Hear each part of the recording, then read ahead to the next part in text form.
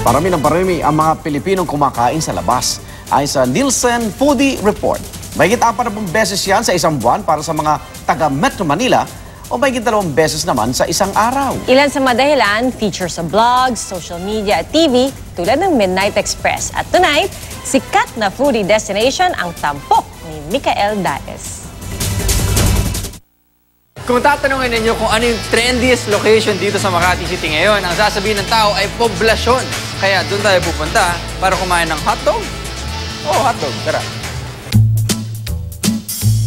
Sa lahat ng tao na paborito ang hotdog sandwiches, this place is perfect for you. Dahil ang kanilang mga hotdog sandwiches, hindi basta-basta, kundi level up. Wicked Dogs is a hotdog joint, but we elevated the lowly hotdog into something extreme and unique. These 4 are their specialty dogs. These 2 are their classic dogs. So simulan natin dito. You want a hot dog sandwich, cheese, egg, and chili con carne. This is the number 5 dog. Lutang na lutang yung tamis ng hoisin sauce. Ito kakaiba. Kakaiba na naman.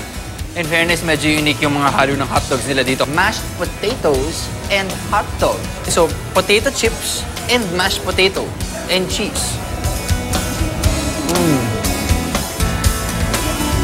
Ito yung wasabi dog. Yes. Hot dog and wasabi. Ano kaya lasa nito?